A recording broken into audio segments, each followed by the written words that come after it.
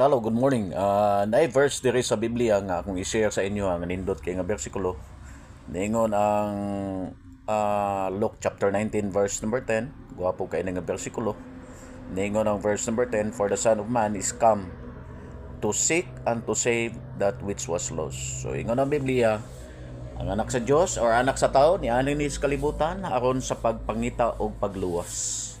So di ka makakita og other verses diha nga naay gisugo sa Ginoo nga buhanin sa kalibutan aron sa pagluwas, kung dili ang Dios mismo ni kanawog siya diri sa kalibutan aron pagpangita o pagluwas kanimo. So until now, kung wa pa ka na saved, kung wa pa ka nidawat ni Kristo, wala pa na secure ang imong kalag, still ang Ginoo naningkamot siya nga magpadaog daghang mga preacher, daghang mga soul winner, daghang mga tao nga nagdahas pulong sa Ginoo aron ma-reach out gyud ka, mabalik ka diha sa tiilan sa Ginoo. Kay niingon ang Peter nga the Lord is not slack concerning his promise, but some men count slackness, but is long suffering to usward, not willing that anyone should perish, but that all should come to repentance.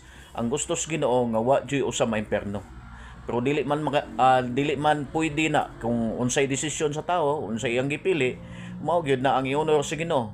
Pero naningkamot ang Ginoo nga ma-reach out ka, ningkamot ang Ginoo paghatag sa iyang pulong, ningkamot ang Ginoo nga kinahanglan mo pili ka ngadto kaniya, ningkamot ang Ginoo nga kinahanglan mo duol kaniya isip mangluluwas sa imong kalag.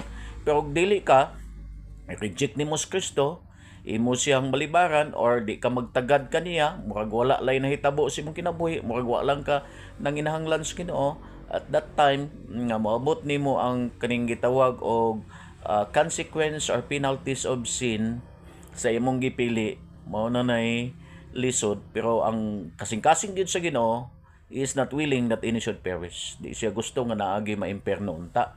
Pero ang pagpili sa tao, kung di siya gusto malangit, reject niya sa Kristo, or di siya magpakamada, di siya muduol sa Ginoo, and that's the time nga diin mag-antos siya sa linaw nga kalayo.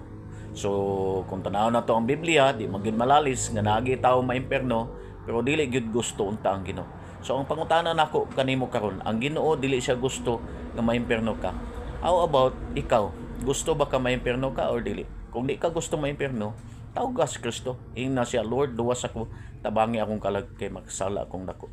Thank you and good